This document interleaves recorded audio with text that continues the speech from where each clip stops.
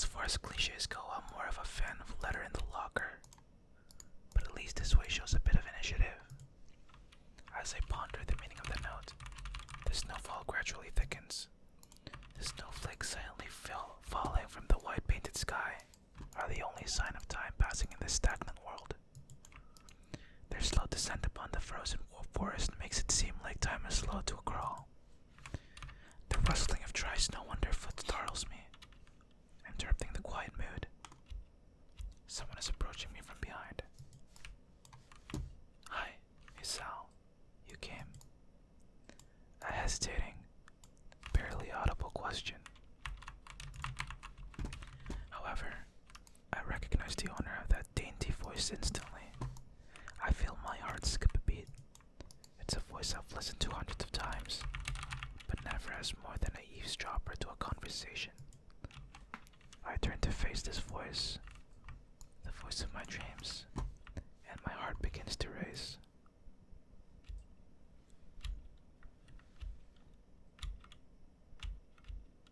Iwanako, I got a note telling me to wait here.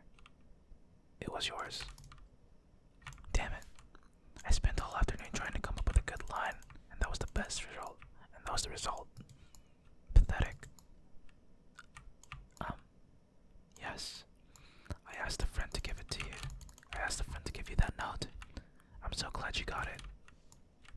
A shy, joyous smile that makes me so tense. I couldn't move a single muscle even if I tried.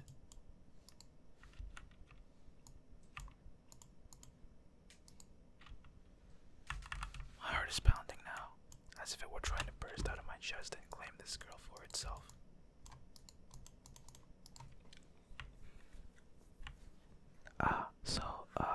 Here we are, out in the cold.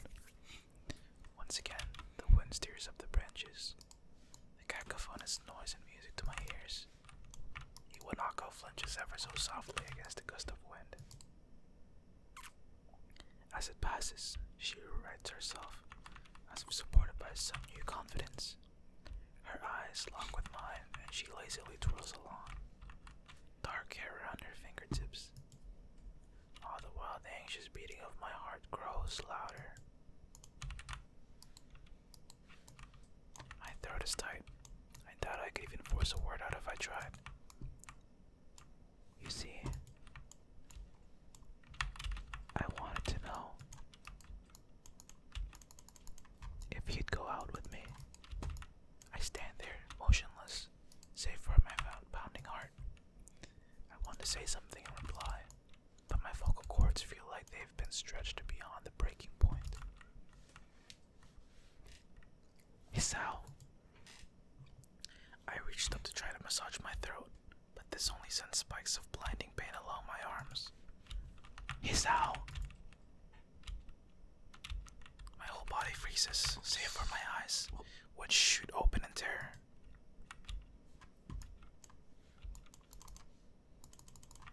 Hisao. The beating in my chest suddenly stops, and I go weak at the knees. The world around me, the canopy of bare branches, the dull winter sky, Iwanako running towards me. All these fade to black. The last things I remember before slipping away are the sounds of Iwanako screaming for help, and the incessant clatter of the branches above.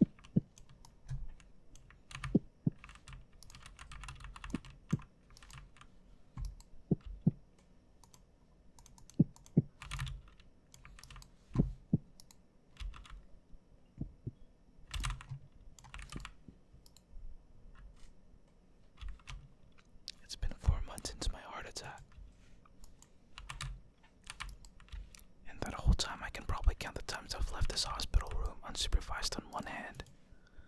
4 months is a pretty long time when you're left alone with your thoughts, so I've had plenty of time to come into terms with my situation. Arrhythmia, a strange word, a foreign alien one that you don't want to be in the same room with, a rare condition. It causes the heart to act erratically and occasionally beat way too fast. It can be fatal. Apparently, I had it for a long time. They said it was a miracle that I was able to go on so long without anything happening. Is that really a miracle? I guess it was supposed to make me feel better, more appreciative of my life. It really didn't do anything to cheer me up. My parents, I think, were hit harder by the news than I was. They practically had 2 hemorrhages apiece. I had already had a full day by then to digest everything. To them it was all fresh. They were even willing to sell our house in order to pay for a cure. Of course there isn't a cure. Because of the late discovery of this condition, I've had to stay at the hospital to recuperate from the treatments. When I was first admitted, it felt as if I was missed.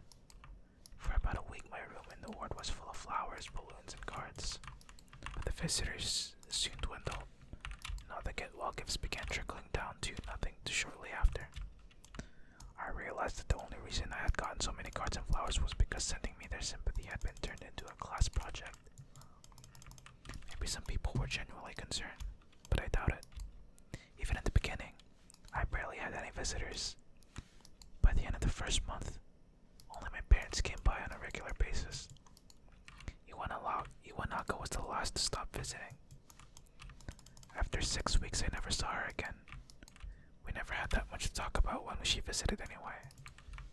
We didn't touch the subject that was between us on that snowy day ever again. The hospital. It's not really a place I'd like to live in. The doctors and nurses feel so impersonal and faceless. I guess it's because they're in a hurry and they have a million other patients waiting for them. But it makes me feel uncomfortable. For the first month or so I asked the head cardiologist every time I saw him for a rough estimate of when I'd be able to leave. He never answered anything in a straightforward way, but told me to wait and see if the treatment and surgeries worked.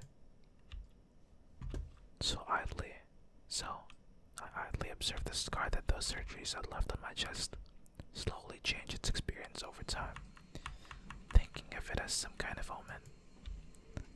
I still asked the head cardiologist about leaving, but my expectations were low enough now that I'm not disappointed anymore when I don't get a reply. The way he shuffles around the answers shows that there is at least some hope. At some point, I stopped watching TV. I don't know why, I just did. Maybe it was the wrong kind of escapism of my situation. I started reading instead. There was a small library at the hospital, although it was more like a storeroom for books. I began working my way through it, one small stack at a time. After consuming them, I would go back for more. I found that I like reading, and I think I even became a bit addicted. I started feeling naked without a book in my hands. But I love the stories. That was what my life was like. The days became increasingly hard to distinguish from each other, differing only by the book I was reading and the weather outside. It felt like time blurred into some kind of gooey mess I was trapped inside instead of moving within. A week could go by without me really noticing it. Sometimes I'd pause in realization that I didn't know what day of the week it was. But other times all the things that surrounded me would painfully crash into my consciousness through the barrier of nonchalance I had set up for myself. The pages of my book would start to feel sharp and burning hot, and the heaviness in my chest would become so hard to bear that I had to put the book aside just to lay down for a while, looking at the ceiling, as if I was going to cry. But that happened only rarely, and I couldn't even cry.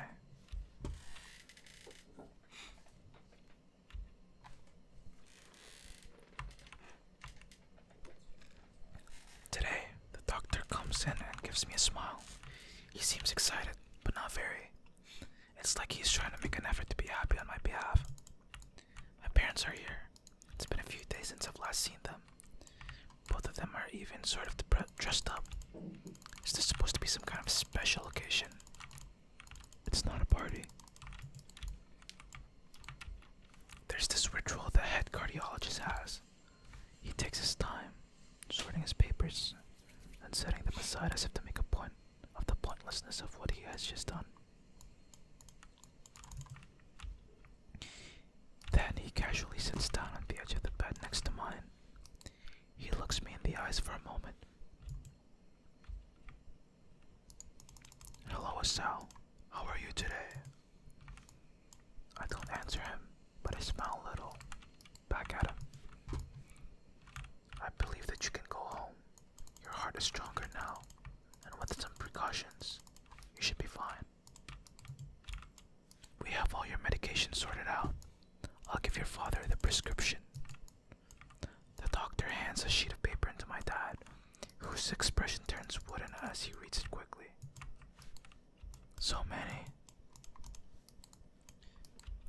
I take it from his hand and take a look myself, feeling numb. How am I supposed to react to this?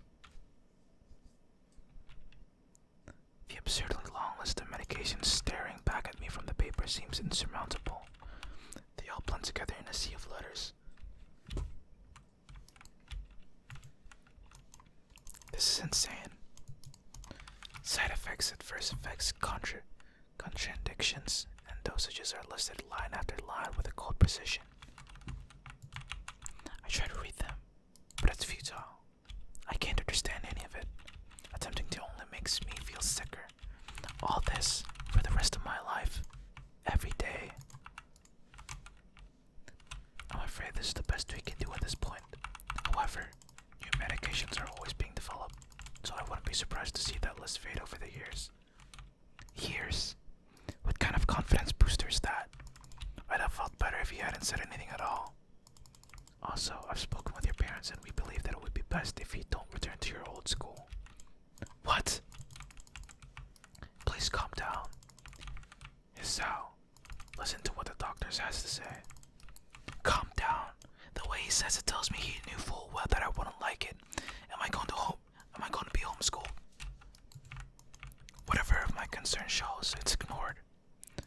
We all understand that your education is paramount. However, I don't think that it's wise for you to be without supervision. At least not until we're sure that your medication is suitable. So I've spoken to your parents about a transfer. It's a school called Yamaku Academy that specializes in dealing with disabled students. Disabled? What? Am I?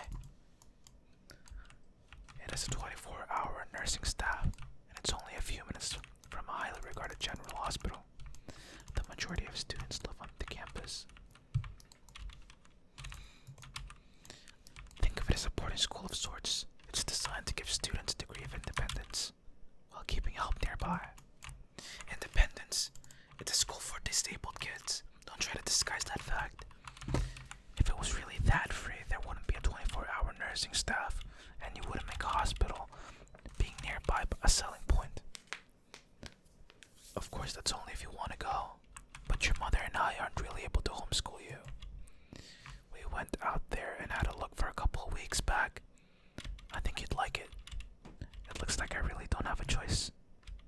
Compared to the other heart problems, people with your condition usually tend to live long lives. You'll need a job one day, and there's a good opportunity to continue your education.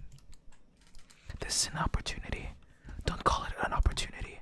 Don't call it a goddamn opportunity.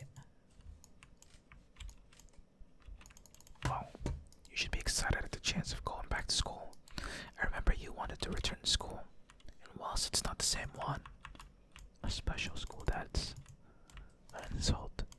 This is what I wanted to say. It's a step down. It's not what you think. All of the students there are pretty active in their own sort of way. It's geared towards students that can still get around and learn, but just needs a little help in one way or another. Your father's right. Many of the graduates of the school have gone on to do amazing things. A person doesn't have to be held back by their disability. One of my colleagues in another hospital is a graduate. I don't care. A person doesn't have to be held back by their disability. That's what a disability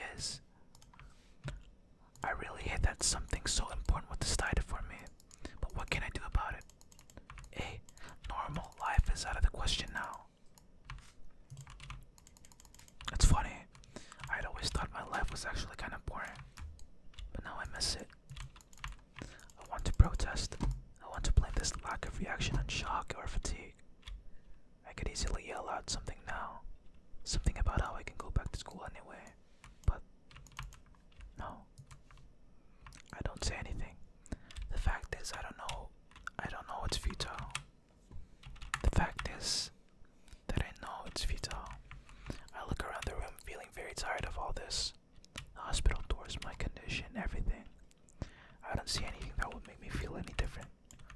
There really isn't a choice. I know this, but the thought of going to a disabled school, what are those even like? As much as I try to put a positive spin on it, it's very difficult. But let me try. A clean slate isn't a bad thing. That is all I can think of to get me through this. At least I still have something. Even if it's a special school, it's something. It's a fresh start, and my life isn't over. It would be a mistake to just resign myself to thinking that. At the very least, I'll try to see what my new life will look like.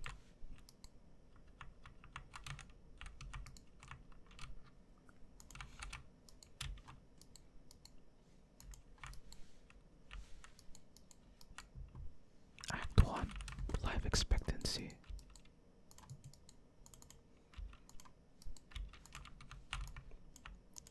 The gate looked far too pompous for what it was. In fact, gates in general seem to do that, but this one especially so. Red bricks, black wrought iron, and grey plaster assembled into a whole that didn't feel welcoming at all. I wonder if it looked like what a gate for a school should look like, but couldn't really decide. Probably no. Of course, I didn't want to get stuck on thinking about the gate for too long, so I entered through it with a brisk pace that felt surprisingly good. Moving forward feels good.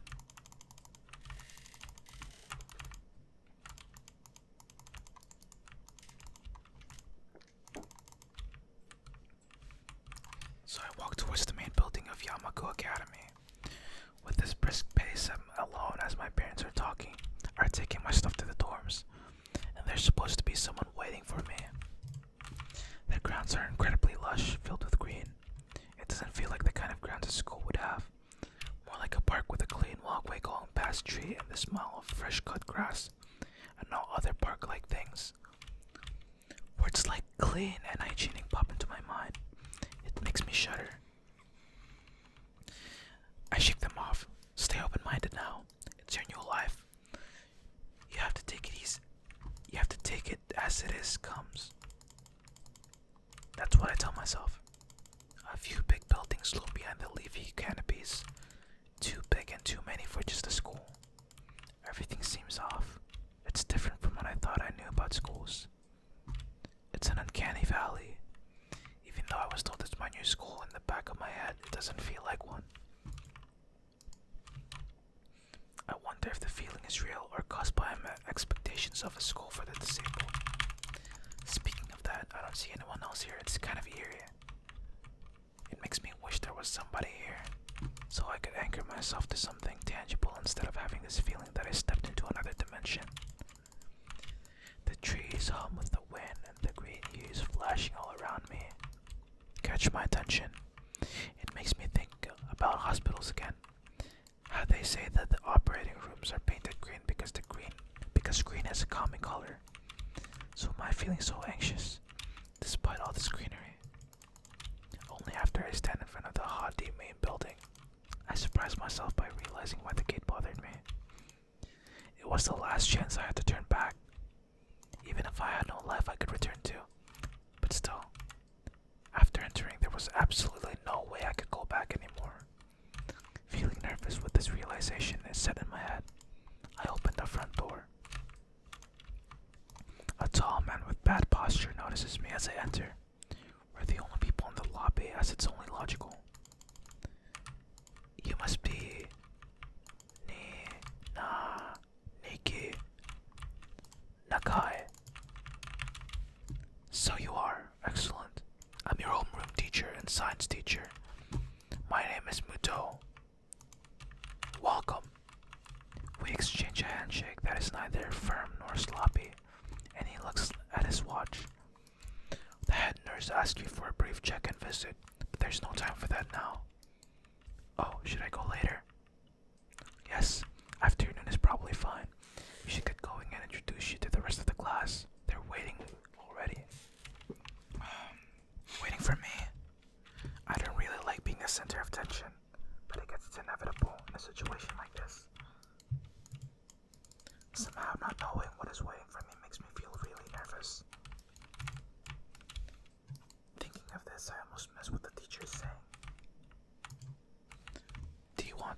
introduce yourself to the class. Yeah, sure. I mean, isn't that normal? Of course, but not everyone likes to be the center of attention. I'm probably one of those people, but I guess I should be the one to give the first impression of myself. Right, but it's no problem. Let's go then. My heart is pounding in my chest and it keeps me thinking about my condition as I follow the teacher up the stairs.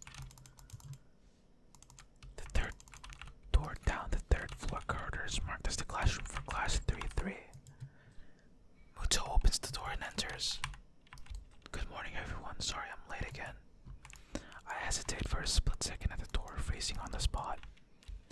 Get a grip. This is a big step. I know that. But there isn't any point of worrying so much about it. At least not this soon. I follow the teacher into the classroom and look around.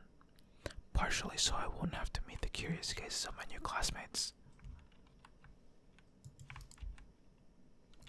It's pretty spacious. The ceiling is unusually high, and there's lots of space left over around and in between the desks. An entire wall taken up by blackboards, and the high, old-fashioned windows only make it seem larger. The students' desks are just standard wooden desks with a shelf underneath for books and wooden chairs with metal frames. Simple and efficient. I stop walking in front of the classroom and face the other students. They all look like normal students, like in any other school. But then why would they be here? They're probably like me and have something wrong with them. Only it's just not immediately obvious. Then I noticed the one of the girls seemed to be missing the thumb of their right hand. It's a little jarring. Despite the natural tendency to listen when someone's talking about you, I tune out the teacher's speech halfway through while he introduces me to the class. I notice a flash of dark hair and see someone is looking at me. A girl with really long, straight hair that is pretty eye-catching. And she sees me looking back at her. She covers her face with her hands as if it was to make her invisible. There is one boy with a cane leaning against the lockers at the rear of the class. It's weird seeing someone so young with a cane. Another girl seems to be making some weird hand motions. Sign language. She peers at me over the rims of her glasses and goes back to whatever she's doing. She's kind of cute. So is the cheery-looking girl with pink hair sitting next to her. She's really hard to miss. I don't know how I didn't notice her the moment I walked in. Please welcome our newest classmate. He claps his hands and so does everyone else, except one girl in the first row who has only one hand.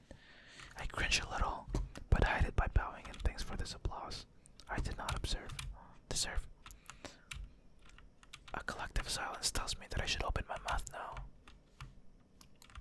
So, I miss out Nakai. And after that, my hobbies are reading and soccer. I hope to get along well with everyone, even though I'm a new student. And after that, I'm being so boring. It's exactly like every self-introduction ever. I should say something more exciting. I end up saying nothing, but the teacher picks up from there. Everyone seems to be satisfied, even with what little I said. Though, a few girls are whispering to each other, throwing glances at me. It could have gone worse. I listen to the teacher as he drones about going along while letting my gaze sweep across the classroom. Everyone seems to be listening to him intently, and when he's done, they clap their hands again, which feels like a weird thing to do.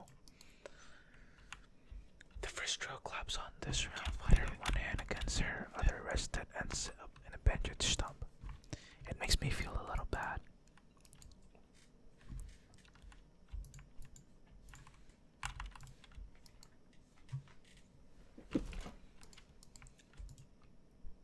Where the heck is that stupid thing?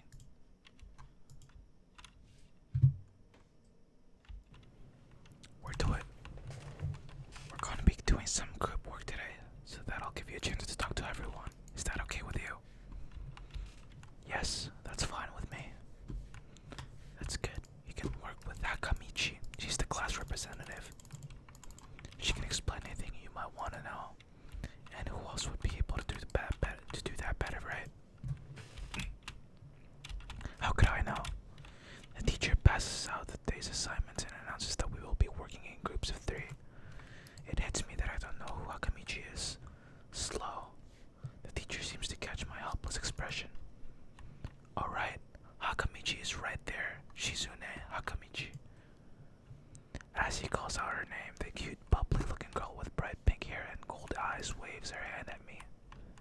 take a seat next to her by the window.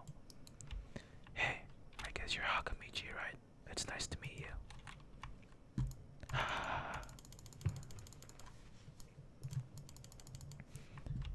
I'm caught off guard by her laughter. It's nice to meet you too, but I'm not Hakamichi, I am Misha. I'm trying to look for it. This is Hakamichi. Shi-chan. Giggling, Misha points to the girl next to her, the one I saw using sign language before. It looks like she has been staring at me this whole time.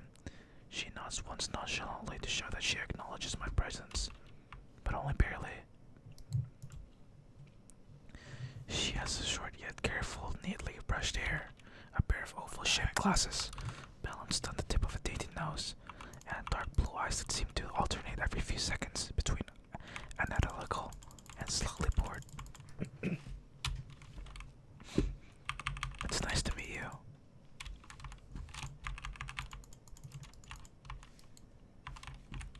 She immediately looks at Misha, who smiles and makes a few quick gestures with her hands.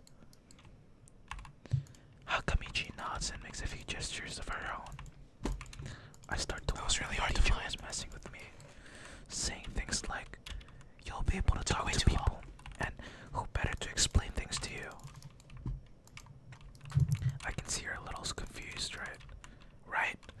But I understand why you would think I was Shi-chan. Shi-chan is deaf, so I'm the person who translates things back and forth for her. I'm like an interpreter. She says it's nice to meet you too.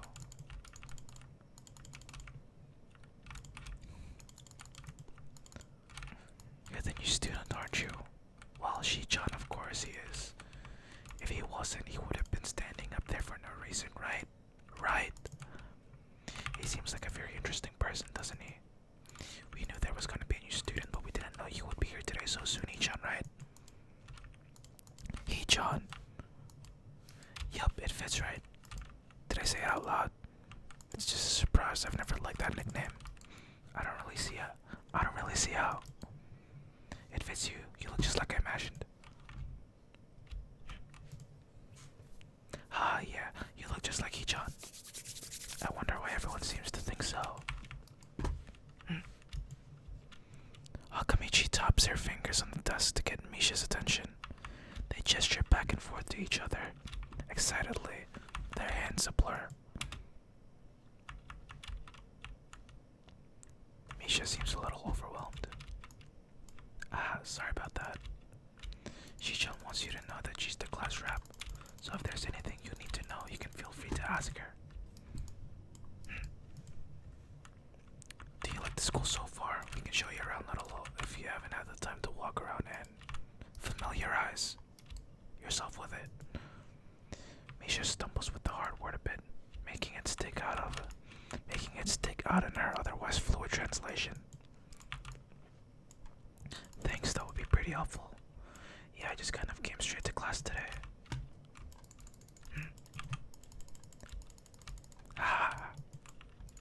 That's no good. You should always try to learn as much as you can where you're going before you go there, not just with the school either. Always, even if it's a trip to the convenience store, really, Shi-chan.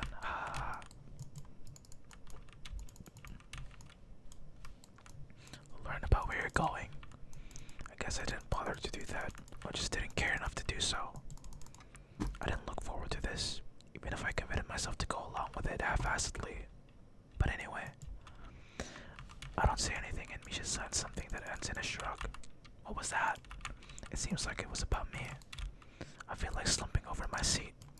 Both of them are smiling, but that shrug hit me unexpectedly, deeply.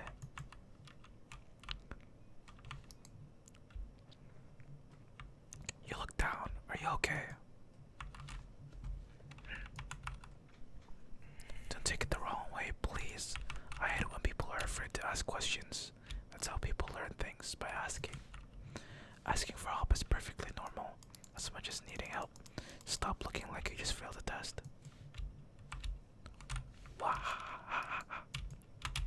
Alright. And another thing, you don't have to call Shi-chan something so formal like Hakamichi. Shi-chan. Okay, maybe that's too casual. Maybe Shizune would be more appropriate. Yep, Shizune is fine. Okay, that would be a lot easier for me. I feel a lot more at ease. Both of them seem so friendly, so I feel like an idiot for being so apprehensive earlier. Especially about Shizune, who I assume would be all business. Well, she seems like that, just less so, I guess.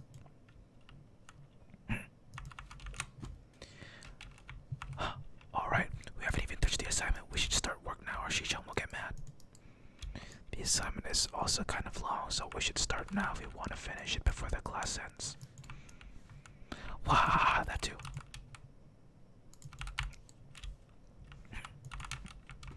Shizune glares at the two of us impatiently.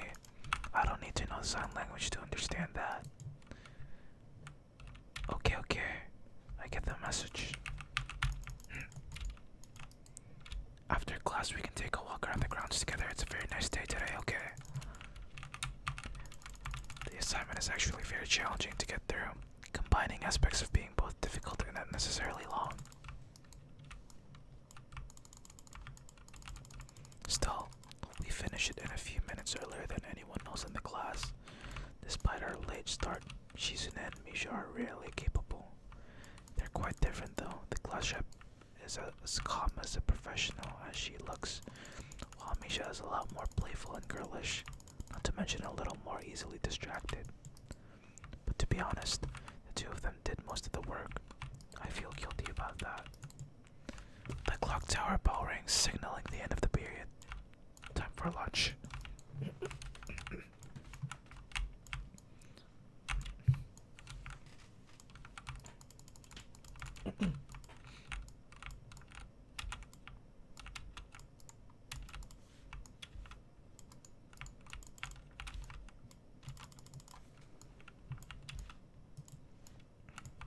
We descend even below the lobby where I met Muto down to the bottom floor. Just like everything in this school, the cafeteria seems to be spacious and oddly modern in contrast to the classic exterior. Its big windows open to the courtyard, towards the main gate. It's the cafeteria. Her enthusiastic statement of the obvious makes people around us stare. Misha doesn't seem to care, so we proceed to the line. There's a rather long list of menu options, which seems great until I realize that many of them are to accommodate students who need special diets. How nice. It almost feels like I'm back at the hospital, eating portions measured with scientific precision to meet the needs of the patients. I pick something at random and follow Shizune to the table, sitting opposite of her. As I nibble indifferently at the food I'd rather not eat, Misha pokes me at the side to get my attention and points to Shizune. I don't understand signs, so the point escapes me. Maybe looking at a person who talks to you is proper and polite. Do you want to know something? What? About anything. We're your guides, so you should ask if there's something. I wonder.